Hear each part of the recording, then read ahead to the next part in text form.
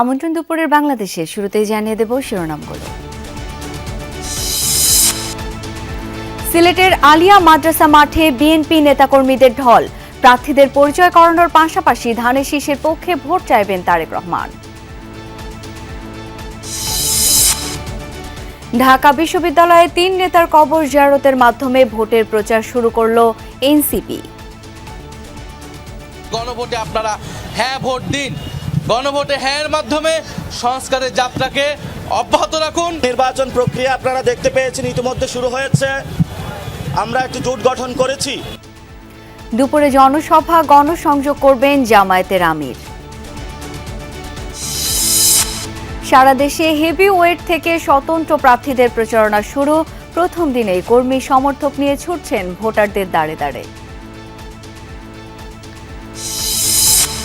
চট্টগ্রামের জঙ্গল সলিমপুরে 2 গ্রুপের আধিপত্যের লড়াই আর রক্তক্ষয়ী সংঘর্ষ নিয়মিত ঘটনা। র্যাব সদস্য নিহত হওয়ার পর থেকেই আত্মগোপনে অপরাধীরা। বিশ্বকাপ খেলতে ভারত যাওয়ার না যাওয়ার ব্যাপারে সিদ্ধান্ত নিতে বিকেলে বৈঠকে বসবেন ক্রীড়া উপদেষ্টা। এখনো আশা ছাড়েননি বিসিবি সভাপতি।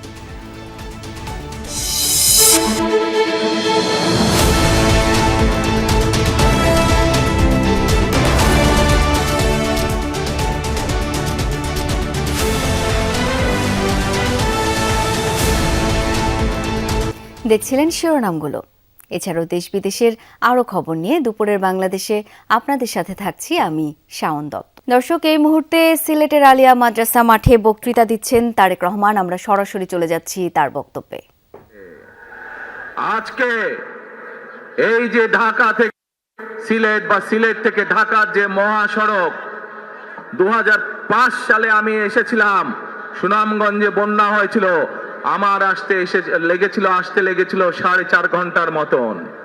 কিন্তু আজ আমরা দেখি 10 ঘন্টার মতন সময় লাগে। সিলেটের এই পুণ্যভূমির মানুষ, বহু মানুষ আছেন যারা লন্ডনে যাতায়াত করেন, লন্ডন যেতেও এত সময় লাগে না প্লেনে করে যেতেও। এই হচ্ছে আজকে উন্নয়নের ফেরিস্তি। প্রিয় ভাই বোনেরা, গত 15-16 বছরে আমরা দেখেছি কিভাবে একের পর এক নির্বাচনে ব্যালট বাক্স ছিনতাই হয়েছে, কিভাবে আমিন নির্বাচন হয়েছে, কিভাবে নিশি রাতের নির্বাচন হয়েছে, এবং এই নির্বাচনগুলোর মাধ্যমে, তথাকথিত নির্বাচনের মাধ্যমে বাংলাদেশের মানুষের ভোটের অধিকার তথা রাজনৈতিক অধিকারকে কেড়ে নেওয়া হয়েছিল। আজ আমরা এখানে একত্রিত হয়েছি। আমরা একত্রিত হয়েছি সেই মানুষগুলোর জীবনের বিনিময় যারা আমাদের সকলের জন্য রাজপথে নেমে এসেছিল। আমরা আজ এখানে একত্রিত হতে পেরেছি সেই মানুষগুলোর ত্যাগের বিনিময়ে যারা বিভিন্নভাবে নির্যাতিত হয়েছে, অত্যাচারিত হয়েছে, পঙ্গুত্ব বরণ করেছে। 2024 সালের 5ই আগস্ট ছাত্র জনতার অভ্যুত্থানের ভিতর দিয়ে বাংলাদেশের মানুষ 71 সালে যেভাবে দেশকে স্বাধীন করেছিল, 2024 সালের 5ই আগস্ট সেই স্বাধীনতাকে বাংলাদেশের মানুষ রক্ষা করেছে তাদের অধিকারকে প্রতিষ্ঠিত করার জন্য। প্রিয় ভাই বোনেরা, এখানে বহু মুরব্বী উপস্থিত আছেন, যারা কালের সাক্ষী শহীদ রাষ্ট্রপতি জিয়া রহমানের সময় কিভাবে দেশে বহুদলীয় গণতন্ত্র রচিত হয়েছে। বহু ভাই বোনেরা এখানে উপস্থিত আছেন যারা কালের সাক্ষী দেশ ও নেত্রী খালেদা জিয়ার সময় কিভাবে দেশে সংসদীয় গণতন্ত্রের ভিত্তি রচনা করা হয়েছিল। প্রিয় ভাই বোনেরা, একটু আগে আমরা বলেছি, আমি আমার বক্তব্যে বলেছি, ঢাকা সিলেট মহাসড়কের উদাহরণ দিয়ে যে কিভাবে এই দেশের তথাকথিত উন্নয়ন করার নামে দেশ থেকে মানুষের অর্থ লুটপাট করে নিয়ে যাওয়া হয়েছে। আমরা এই অবস্থার পরিবর্তন করতে চাই। প্রিয় ভাই বোনেরা, আপনারা কি আমার সাথে আছেন এই অবস্থার পরিবর্তন করতে? আলহামদুলিল্লাহ। প্রিয় ভাই বোনেরা, আমরা সারা বাংলাদেশের কৃষক ভাইদের পাশে দাঁড়াতে চাই। যদি ইনশাল্লাহ আপনারা আগামী 12 তারিখে ধানের শীষকে জয়যুক্ত করেন, জয়যুক্ত করতে পারেন, আমরা ইনশাল্লাহ সারা বাংলাদেশের কৃষকদের পাশে তাহলে দাঁড়াতে পারবো। দাঁড়াতে চান কৃষক ভাইদের পাশে? আলহামদুলিল্লাহ। প্রিয় ভাই বোনেরা, আমরা দেখেছি শহীদ রাষ্ট্রপতি জিয়াউর রহমানের সময় কিভাবে খাল খনন করা হয়েছিল সারা বাংলাদেশে, এবং সেই খাল খনন করার মাধ্যমে কৃষকদের সেচ সুবিধা সহ মানুষের পানির সমস্যার সমাধান হয়েছিল। জানেন আপনারা এতে খাল খনন নিয়ে কে কে জানেন? কে খাল খননের কথা শুনেছেন? এই তো হাজারো মানুষ হাত তুলেছে। প্রিয় ভাই বোনেরা, বিএনপি ইনশাআল্লাহ 12 তারিখে ভোটে নির্বাচিত হলে আমরা আবার খাল খনন কর্মসূচি শুরু করতে চাই। কে সারা দেশে, সিলেটের বালাগঞ্জ সহ সারা দেশে খাল খনন শুরু করতে চাই? কারা কারা খাল খনন করতে চান? আলহামদুলিল্লাহ, আমরা দেশে খাল কাটবো, দেশের নদীতে পানি নিয়ে আসবো, খালে বিলে পানি নিয়ে আসবো। কেন? আপনাদের মনে আছে কয়েক বছর আগে কিভাবে ওই পাশ থেকে পানি ছেড়ে দেওয়া হয়েছিল, সারা সিলেট শহর ভেসে গিয়েছিল বন্যার পানিতে, মনে আছে? সেজন্যই আমরা বলেছি একটি কথা, আমরা দেখেছি গত 15-16 বছর কিভাবে এই দেশকে অন্য দেশের কাছে বন্ধক দিয়ে দেওয়া হয়েছিল। সেজন্যই আমি বলেছি দিল্লি নয়, পিন্ডি নয়, নয় অন্য কোন দেশ, সবার আগে বাংলাদেশ। প্রিয় ভাই বোনেরা, আমি আরেকটি কথা বলেছিলাম, যখন স্বৈরাচার এই দেশের মানুষের ঘাড়ে চেপে বসেছিল, সেই কথাটা ছিল টেক ব্যাক বাংলাদেশ, মনে আছে? জি, আমরা টেক ব্যাক বাংলাদেশের অর্ধেক পথে, হাফ পথে এসে দাঁড়িয়েছি, অর্ধেক পথে এসে দাঁড়িয়েছি। দেশকে আমরা স্বৈরাচার মুক্ত করেছি, আমরা গণতন্ত্রের প্রতিষ্ঠার যাত্রা শুরু করেছি, এখনো সেই যাত্রা শুরু হয়নি। 12 তারিখে ধানের শীষকে নির্বাচিত করার মাধ্যমে গণতন্ত্রের সেই যাত্রা শুরু হবে। টেক ব্যাক বাংলাদেশ মানে শুধু গণতন্ত্রই রক্ষা নয়, এর সাথে আরো কথা আছে। ওই যে বললাম খাল খনন, ওই যে বললাম কৃষক ভাইদের পাশে দাঁড়ানো, শুধু এখানেই থেমে থাকলে চলবে না। আমাদের দেশের জনসংখ্যার অর্ধেক হচ্ছে মা বোনের, অর্থাৎ নারী সমাজ।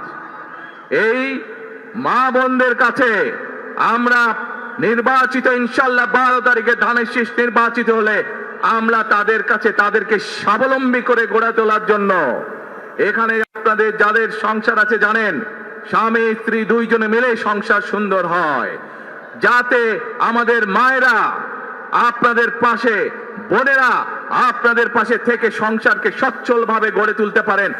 আমরা গ্রামে সকল পরিবার আছে, মধ্যবিত্ত নিম্নবিত্ত সকল পরিবার কাছে ফ্যামিলি কার্ড দিতে চাই। এই ফ্যামিলি কার্ডের মাধ্যমে আপনার পরিবার, আপনার মা বা আপনার স্ত্রী, আপনার বোনের মাধ্যমে আপনার পরিবার সহযোগিতা পাবে। কিন্তু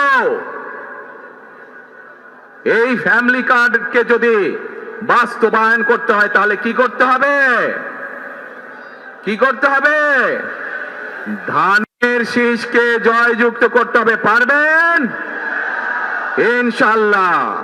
প্রিয় ভাই বোনেরা, কৃষক ভাইদেরকে যেমন কৃষি কার্ড দিতে চাই আমরা সহযোগিতা করার জন্য, মা বোনদেরকে দেশনেত্রী খালেদা জিয়া যখন দেশ পরিচালনার দায়িত্বে ছিলেন, মা বোনদেরকে বিনামূল্যে শিক্ষার ব্যবস্থা করে দিয়েছিলেন, মনে আছে?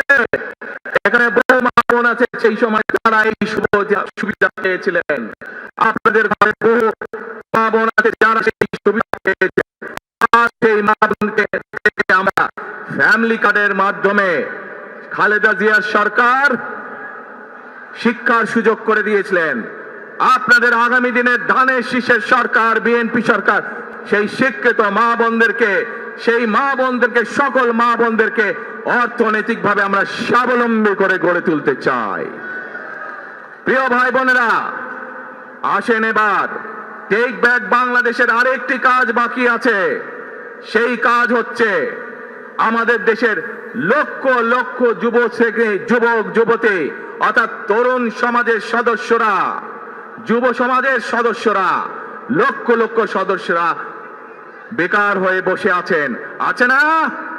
এই বেকারদের জন্য আমরা কর্মসংস্থান তৈরি করতে চাই। সিলেটের মানুষ আজান দিচ্ছে, আচ্ছা আজানটা হচ্ছে, আজানটা শেষ হয়ে যাক।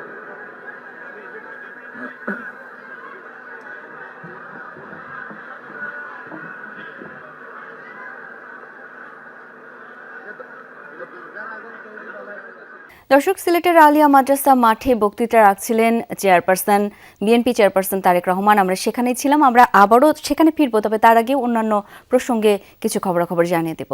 দর্শক, রাজধানীতে উৎসবমুখর পরিবেশে ধানের শীষের প্রচারে নেমেছেন বিএনপি প্রার্থীরা। যোগ দিয়েছেন দলের বিভিন্ন পর্যায়ের নেতাকর্মী ও সমর্থকরা।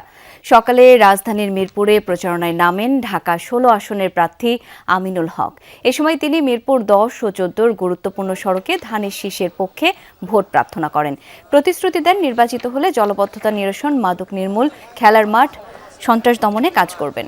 দর্শক, আমরা আরও একবার চলে যেতে চাই সিলেটের আলিয়া মাদ্রাসা মাঠের জনসভায়। সেখানে বক্তব্য রাখছেন বিএনপি চেয়ারপারসন তারেক রহমান। যখন কে আপনারা ধানের শীষকে জয়যুক্ত করতে পারবেন, কি পারবেন? যুব সমাজের কর্মসংস্থান তৈরি করতে চাই। আমার লক্ষ লক্ষ ভাই বোনেরা বেকার হয়ে বসে আছে, আমরা তাদেরকে বেকার রাখতে চাই না। আমরা তাদের জন্য কাজের সংস্থান সৃষ্টি করতে চাই, কারণ তারা যাতে স্বাবলম্বী হতে পারে। তাদেরকে বিভিন্ন বিষয়ে ট্রেনিং দিয়ে আমরা দক্ষ শ্রমিক হিসেবে গড়ে তুলতে চাই, সেটি দেশের ভেতরে দেশের বাইরে যাতে করে তারা কর্মসংস্থানের ব্যবস্থা করতে পারে। সরকার ইনশাআল্লাহ সেই ব্যবস্থা গ্রহণ করব, যাতে সেই দক্ষ মানুষকে সারা পৃথিবীতে আমরা ছড়িয়ে ছিটিয়ে দিতে পারি, যাতে করে তারা স্বাবলম্বী হয়ে নিজের পায়ে দাঁড়াতে পারে। প্রিয় ভাই বোনেরা, আমরা বহু মানুষের জীবনের ত্যাগের বিনিময়ে আজকে এই গণতন্ত্রকে আমরা প্রতিষ্ঠিত করার পথে এগিয়ে যাচ্ছি। কিন্তু আমরা বিগত কিছুদিন ধরে খেয়াল করে দেখছি, বাংলাদেশের কোন মহল, এই দেশের ভেতরে কোন মহল ষড়যন্ত্রের চেষ্টা করছে।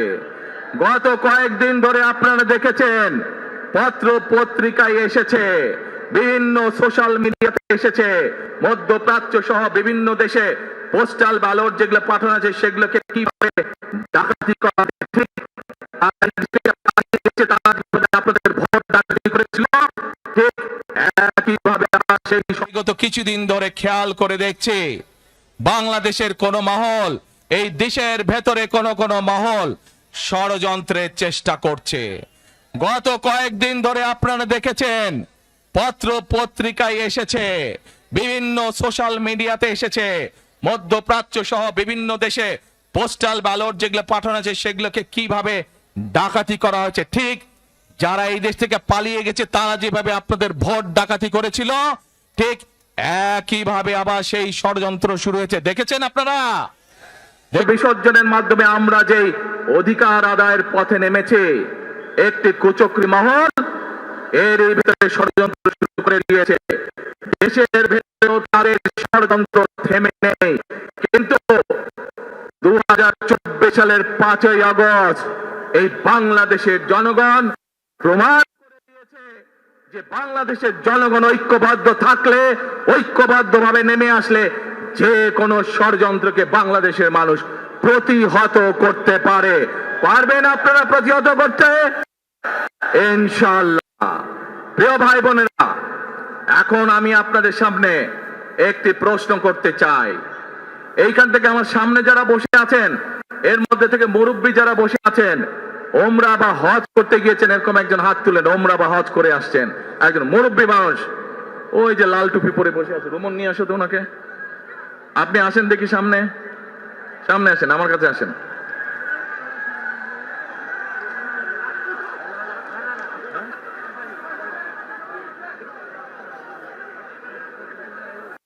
বলছে চশমা ঝুলছে, চশমা ঝুলছে।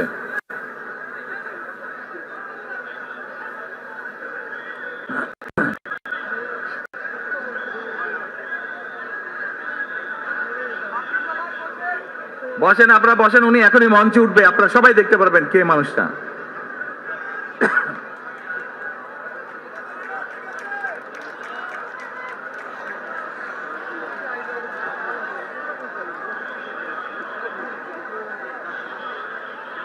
আসেন আসেন, দৌড় দৌড় দৌড় দৌড়, তাড়াতাড়ি, এই আজান দিবে এখন, দৌড় দৌড়, তাড়াতাড়ি তাড়াতাড়ি তাড়াতাড়ি আসেন। আসসালামু আলাইকুম, কি নাম আপনার? এটিএম হেলাল। ওই এইদিকে বলেন। এটিএম হেলাল, বাড়ি কই? সুনামগঞ্জ। বাড়ি সুনামগঞ্জ। সুনামগঞ্জ কোথায়? শান্তিগঞ্জ। এই সুনামগঞ্জের মানুষ আছে এখানে? এই লোক আপনাদের মানুষ? আচ্ছা, এখন বলেন কবে গেছিলেন আপনি? হজ না উমরায় গেছিলেন? উমরাতে গেছি 16তে, হজে গেছি 17তে। উমরাতে গেছেন 16তে, হজে গেছেন 17। এখন আমাকে বলেন, আপনি তো উমরা হজ করে আসছেন, যে মাইকের সামনে দাঁড়ান, আপনি কাবা শরীফে গেছেন, জি। কাবা শরীফের মালিক কে? আল্লাহ।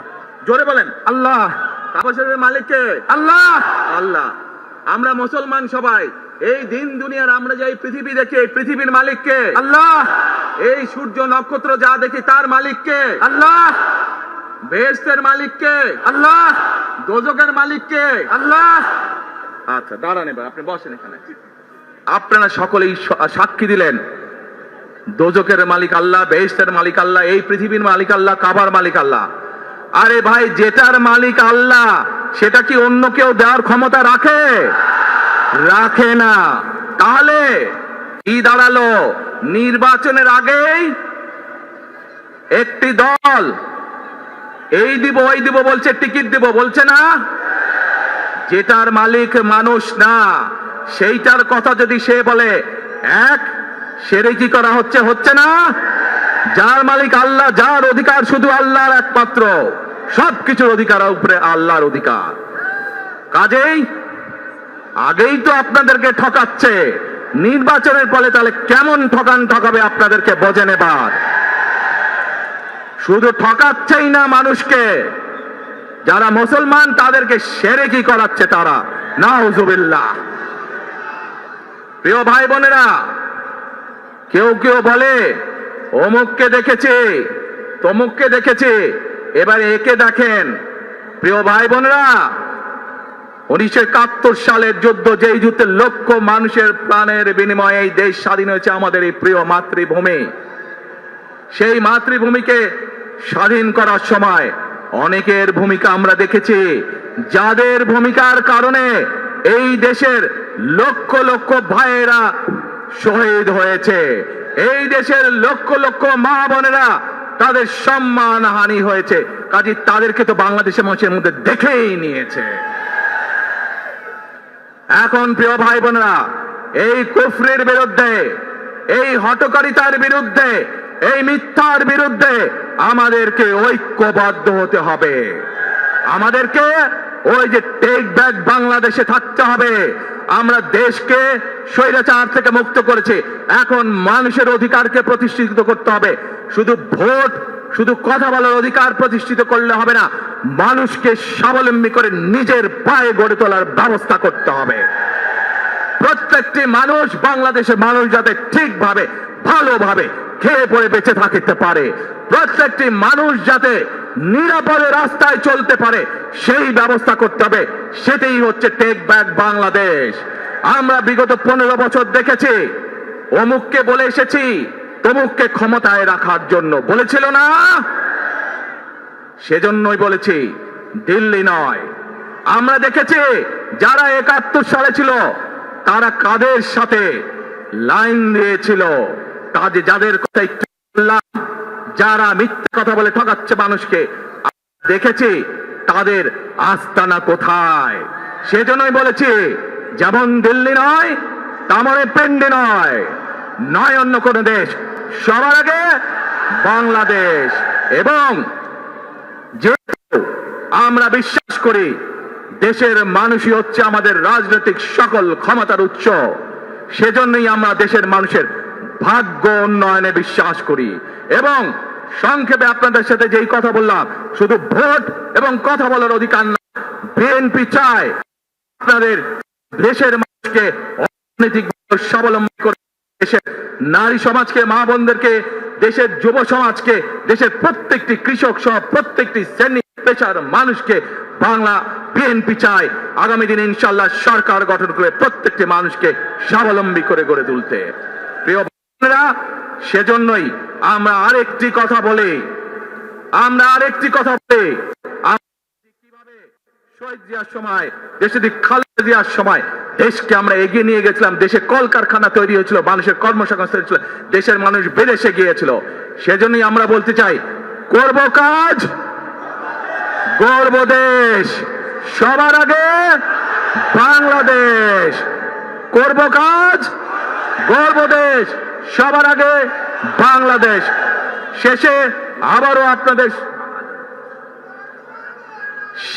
আবারও আপনাদের কাছ থেকে আগামী 12 তারিখে ধানের শীষের পক্ষে ভোট চেয়ে একটি কথা বলতে চাই, ইনশাআল্লাহ আগামী দিনে বিএনপি সরকার গঠিত হলে আমরা নবী করিম সাল্লাল্লাহু আলাইহি সাল্লামের ন্যায় পরায়ণতার ভিত্তিতে ইনশাআল্লাহ দেশকে পরিচালনা করব। আল্লাহ হাফেজ, বাংলাদেশ জিন্দাবাদ। দর্শক, রাজধানীর মালিবাগ শান্তিপুরে এই মুহূর্তে নির্বাচনী প্রচার কার্যক্রম চালাচ্ছেন ঢাকা ৮ আসনের বিএনপি মনোনীত প্রার্থী মির্জা আব্বাস। সেখানে রয়েছেন সহকর্মী আরিফিন শাকিল। যাচ্ছি তার কাছে। আরিফিন, মির্জা আব্বাসের প্রচারণা কার্যক্রম সম্পর্কে জানাবেন বিস্তারিত। ধন্যবাদ শাওন। প্রচারণা শুরু হয়েছে এবং সকাল থেকে তিনি প্রচারণা করছেন। তার বাবা মায়ের কবর জিয়ারত করার পরপরই তিনি মানুষের কাছে ভোট চাইতে নেমেছেন এবং এখন মালিবাগে অবস্থান করছেন এবং দোকানিরা যারা রয়েছেন তাদের কাছে লিফলেট দিচ্ছেন, হ্যান্ড লিফলেট দিচ্ছেন এবং সেই সঙ্গে বাসাবাড়ির ভেতরে যে গলি, সেই গলিতে যাচ্ছেন। নির্বাচনী অফিস তিনি উদ্বোধন করেছেন এবং সেই সঙ্গে মানুষের একেবারেই দরজায় গিয়ে চেষ্টা করছেন ভোটারদের সাথে কানেক্ট হওয়ার, সংযোগ হওয়ার জন্য, যাতে করে তারা তাকে ভোট দেন এবং সে ভোট চাচ্ছেন, ধানের শীষের পক্ষে ভোট চাচ্ছেন। কিছুক্ষণ আগে তার সঙ্গে আমাদের কথা হচ্ছিল যে আসনটি বেশ আলোচিত আসন। এখানে এনসিপির থেকে একজন নাসিরউদ্দিন পাটোয়ারি তিনি নির্বাচন করছেন এবং এরই মধ্যে মির্জা আব্বাস সম্পর্কে বেশ কিছু মন্তব্য তিনি করেছেন। মির্জা আব্বাস নাসিরউদ্দিন পাটোয়ারি কোনো বক্তব্যের জবাব দেননি। তিনি বলেছেন এই এলাকার মানুষের সঙ্গে তার দীর্ঘদিনের সম্পর্ক, দীর্ঘদিনের যোগাযোগ এবং এখানকার যে সংকট, যে সমস্যা, সেই সমস্যা তিনি অনেক কিছু সমাধান করেছেন। সামনে যা যা সংকট তৈরি হবে বা যেগুলো সমস্যা রয়েছে সেগুলো তিনি সমাধান যেমন করবেন, তেমনি একটি বাসযোগ্য ঢাকা ৮ করার জন্য তার সর্বোচ্চ যে প্রচেষ্টা, সেই প্রচেষ্টা থাকবে এবং আমরা চেষ্টা করব তার সঙ্গে আরেক দফা কথা বলার জন্য এবং তিনি ভোটারদের সঙ্গে চেষ্টা করছেন কথা বলার জন্য এবং ভোট নেওয়ার চেষ্টা করছেন এবং সেই সঙ্গে আব্বাস ভাই, মানুষের কাছ থেকে কেমন সাড়া পাচ্ছেন? তুমি তো এতক্ষণ আমার সঙ্গেই আছো, তোমার কাছে কেমন লাগতেছে বলো? আমাদের জানার চাইতে আপনার মানুষের সঙ্গে যোগাযোগ। না, ইনশাআল্লাহ অনেক ভালো সাড়া পাচ্ছি আমি, আল্লাহর রহমতে অনেক ভালো। এখান থেকে এনসিপির একজন নেতা দাঁড়িয়েছেন, আপনি দাঁড়িয়েছেন, আপনি এর আগে অনেকবার এখান থেকে নির্বাচিত হয়েছেন।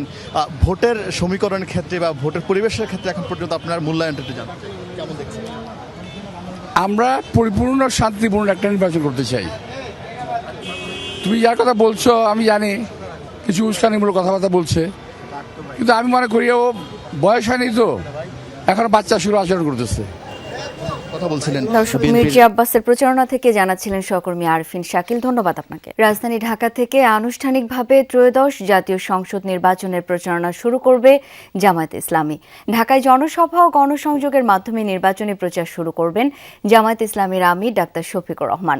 রাজধানীর মিরপুরে জনসভায় অংশ নেবেন তিনি। এরই মধ্যে প্রচারণার প্রথম দিনে রাজধানীর বিভিন্ন এলাকায় দাঁড়িপাল্লার পক্ষে প্রচারণা চালাচ্ছে জামায়াতের প্রার্থী। সকালে মহাখালীর ওয়্যারলেস গেটে দাঁড়িপাল্লা ও গণভোটের পক্ষে প্রচারণা চালান ঢাকা 17 আসনের জামায়াতের প্রার্থী ডাক্তার এস.এম. খালিদুজ্জামান। পেশি শক্তির অবসান আর জনকল্যাণমূলক রাজনীতির ব্রত নিয়ে প্রচারণা চালান তিনি। এ সময় তিনি নির্বাচিত হতে পারলে এলাকার উন্নয়নে কাজ করার প্রতিশ্রুতি দেন। যে ইলেকশনটা হবে, মাসল পাওয়ারের অবসান হবে, মানুষের মানব কল্যাণের প্রতিযোগিতা হবে। এই ব্রত নিয়ে আমরা এখন থেকে মাঠে নামছি। নির্বাচনী আচরণবিধির মধ্যে থেকে সকল দল মত সকলের ঊর্ধ্বে উঠে আমরা দেশের কল্যাণের জন্য কাজ করতে পারি, এই ব্রত নিয়ে আমরা কাজ করে যাব ইনশাল্লাহ। তিন নেতার মাজার জিয়ারতের মধ্য দিয়ে আনুষ্ঠানিকভাবে শুরু হলো জাতীয় নাগরিক পার্টি এনসিপি নির্বাচনী প্রচারণা। সকালে এই প্রচার কার্যক্রম শুরু করেন দলের আহ্বায়ক এবং ঢাকা 11 আসনে এনসিপি মনোনীত প্রার্থী নাহিদ ইসলাম। তিনি বলেন, ঢাকা বিশ্ববিদ্যালয় এলাকা থেকে ভাষা আন্দোলন, মুক্তিযুদ্ধ এবং 24-এর অভ্যুত্থান শুরু হয়েছিল, তাই এই এলাকা থেকেই নির্বাচনী যাত্রা শুরু করল এনসিপি। এবারের ভোট আধিপত্যবাদ বিরোধী উল্লেখ করে তিনি বলেন, নির্বাচনের মাধ্যমে স্থাপন করা হচ্ছে গণতন্ত্রের ভিত্তি। বলেন, নতুন মাফিয়াদের বিরুদ্ধে 10 দলীয়কে জোটের পক্ষ থেকে নাসিরুদ্দিন পাটোয়ারি লড়ে যাচ্ছে। এ সময় তিনি নির্বাচনের আগে শরীফ ওসমান হাদী হত্যার বিচারের দাবি জানান। আজ ওসমান হাদীর কবর জিয়ারত করবেন এনসিপি নেতারা।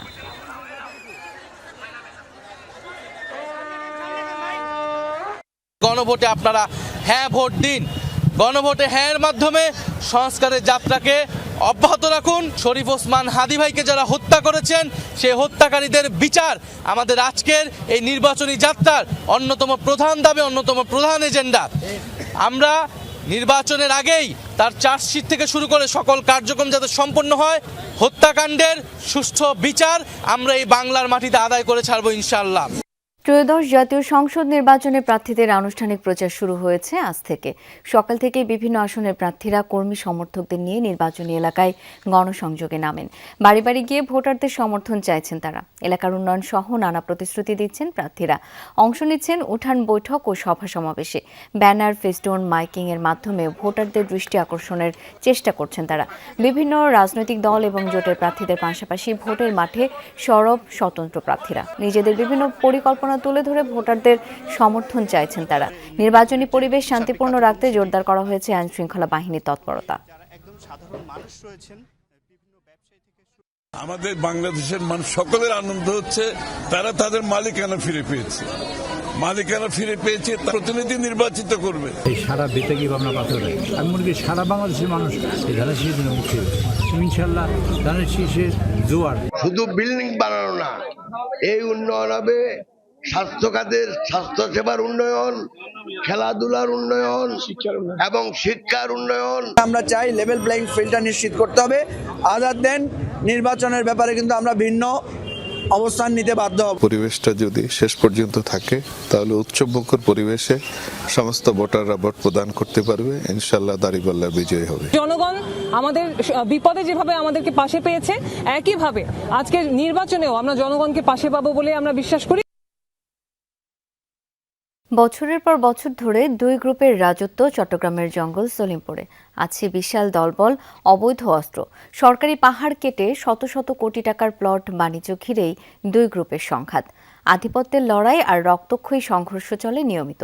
3 দিন আগে অভিযানে গিয়ে তাদের হামলায় র্যাব সদস্য নিহত হওয়ার পরও এই চক্রের সবাই ধরাছোঁয়ার বাইরে। জঙ্গল সলিমপুরে আধিপত্য মূলত দুটি গ্রুপের। এক পক্ষের নেতা রোকন, অপর পক্ষে ইয়াসিন। স্থানীয়দের দাবি দুজনেরই রয়েছে বিশাল দলবল। আওয়ামী লীগের আমলে স্থানীয় এমপির সাথে থাকলেও 24-এর 5 আগস্টে ভুল পাল্টে বিএনপির নাম ভাঙান। মূল বাণিজ্য সরকারি পাহাড় কেটে প্লট বিক্রি করা, স্ট্যাম্পে চুক্তি করে চলে বেচাকেনা। এর মধ্যে গড়ে উঠেছে কয়েক হাজার অবৈধ বসতি। মূলত শত শত কোটি টাকার এই বাণিজ্য ঘিরে দুই গ্রুপের দ্বন্দ্ব সংঘাত। একাধিকবার রক্তক্ষয়ী সংঘর্ষে হতাহত হয়েছে অনেকে। 1 লাখ, 2 লাখ, 5 লাখ, 7 লাখ গরিব মানুষদের থেকে নিয়ে পজিশন দেওয়া হয়, এটা অ্যাফিডেভিটের মাধ্যমে। এখানে বেআইনি অস্ত্রের কারখানা পর্যন্ত সন্ধান পাওয়া গেছে। সেদিন যে র্যাবকে গুলি করলো তারা, এই অস্ত্রগুলো এখনো উদ্ধার হয়নি। এটা তো নির্বাচনের উপরও প্রভাব ফেলবে। গেল সোমবারের ঘটনাও এই দুই গ্রুপকে ঘিরে। ইয়াসিন গ্রুপ জঙ্গল সলিমপুরে বিএনপির কার্যালয় উদ্বোধনের ঘোষণা দিলে দলবল সহ ঠেকাতে যায় রোকন গ্রুপ। সেখানে চিহ্নিত সন্ত্রাসীরা থাকবে এমন খবর পেয়ে ঘটনাস্থলে গেলে সাদা পোশাকধারী র্যাব সদস্যরাও হামলার শিকার হয়। সশস্ত্র সন্ত্রাসীদের আস্তানা খ্যাত ভয়ঙ্কর জঙ্গল সলিমপুরে মাত্র 2টি মাইক্রোবাস নিয়ে অল্প সংখ্যক র্যাব সদস্যদের অভিযান নিয়েও প্রশ্ন উঠেছে। আমাদের জনবল একেবারে কম ছিল না, প্রায় 50 জনের উপরে সদস্য ছিল এবং আমাদের যে পরিকল্পনা ছিল তাতে ওইখানে অপারেশন সফলভাবে সম্পন্ন করা যাবে এই ধরনের একটা ধারণার বশবর্তী হয়ে আমরা অভিযানটা পরিচালনা করি। এখন আমরা একটা তদন্ত পর্ষদ গঠন করা হয়েছে, তারা অনুসন্ধান করে দেখবে যে আমাদের যে অভিযানে কোনো ভুল ত্রুটি ছিল কিনা। র্যাব সদস্য নিহতের 3 দিন পরও হামলাকারীদের কাউকে ধরা যায়নি, হয়নি কোনো বিশেষ অভিযানও। এর আগে র্যাব, পুলিশ, সংবাদকর্মী ও প্রশাসনের উপর হামলার ঘটনায়ও দেখা গেছে একই ধরনের নির্বিকার ভূমিকা। অভিযান করার ক্ষেত্রে মূলত বিপুল পরিমাণ ফোর্স নিয়ে অভিযান করাটা বাঞ্ছনীয়। তো সেক্ষেত্রে যে ঘটনাগুলো ঘটেছে সেক্ষেত্রে আমরা যদি দেখি সেখানে অল্প সংখ্যক জনবল এই অভিযানগুলোতে গিয়েছিল। সোমবার বিকেলে জঙ্গল সলিমপুরে অভিযানে গিয়ে সশস্ত্র দুর্বৃত্তের হামলায় র্যাব 7-এর উপসহকারী পরিচালক মোতালেব হোসেন ভূঁইয়া নিহত এবং 3 সদস্য গুরুতর আহত হন। জুবাইদ ইবনে শাহাদাত, যমুনা নিউজ, চট্টগ্রাম। প্রেস ক্লাবে মার্চ ফর জাস্টিস শেষে এখন কথা বলছেন এনসিপির আহ্বায়ক নাহিদ ইসলাম। আমরা সরাসরি চলে যাচ্ছি তার বক্তব্যে। ঢাকা 8-এ আপনারা নাসিরউদ্দিন পাটোয়ারিকে ভোট দিয়ে জয়যুক্ত করলে যদি সংসদে পাঠান, নাসিরউদ্দিন পাটোয়ারি আপনার কথা বলবে, আপনার পাশে থাকবে। এই ঢাকা 8-এর বিভিন্ন আনাচে কানাচে যে মাফিয়া গোষ্ঠী কাজ করে, যে চাঁদাবাজ সন্ত্রাস গোষ্ঠী কাজ করে, তাদেরকে নির্মূল করাই নাসিরউদ্দিন পাটোয়ারির প্রধানতম এজেন্ডা। দ্বিতীয়ত, শরীফ ওসমান হাদি ভাইয়ের হত্যাকাণ্ড এই ঢাকা 8-এ হয়েছেন। তিনি এই ঢাকা 8-এ স্বতন্ত্রভাবে লড়াই করেছিলেন, কোনো দল ছাড়া, কোনো কর্মী ছাড়া। উনি আজাদির পক্ষে, ইনসাফের পক্ষে একাই সাহস করে দাঁড়িয়ে গিয়েছিলেন গণতন্ত্রের পক্ষে। আমরা সেই শরীফ ওসমান হাদি ভাইকে আজকে স্মরণ করছি, ধারণ করছি এবং এই হত্যাকাণ্ডের বিচারের দাবি এই ঢাকা 8 আসনে নাসিরউদ্দিন পাটোয়ারির অন্যতম এজেন্ডা। আমরা এই এজেন্ডাগুলো নিয়ে এবারে নির্বাচনে অংশগ্রহণ করছি। আপনারা আমাদের জন্য দোয়া রাখবেন, সমর্থন রাখবেন। সারা বাংলাদেশে ইনশাআল্লাহ 10 দলীয় ঐক্যের পক্ষে, এনসিপি এবং শাপলাকলির পক্ষে যে জোয়ার এসেছে, সেই জোয়ারেই 12ই ফেব্রুয়ারি নির্বাচনে বিজয় লাভ করে আমরা সংসদে যাব এবং জনগণকে দেওয়া যে প্রতিশ্রুতি, সংস্কারের প্রতিশ্রুতি, সংবিধান পরিবর্তনের প্রতিশ্রুতি, সেই প্রতিশ্রুতি আমরা বাস্তবায়ন করব। আপনারা আমাদের পাশে থাকবেন, শাপলাকলির পাশে থাকবেন এবং এই ঢাকা 8 আসনে আপনারা নাসিরউদ্দিন পাটোয়ারিকে আপনাদের সাথে সবসময় পাবেন। দর্শক, দুপুরে বাংলাদেশের প্রথম ঘন্টা থেকে আমি শাওন দত্ত বিদায় নিচ্ছি। পরের ঘন্টার খবর নিয়ে ফিরবেন সহকর্মী ইসরাত জাহান। সঙ্গে থাকুন।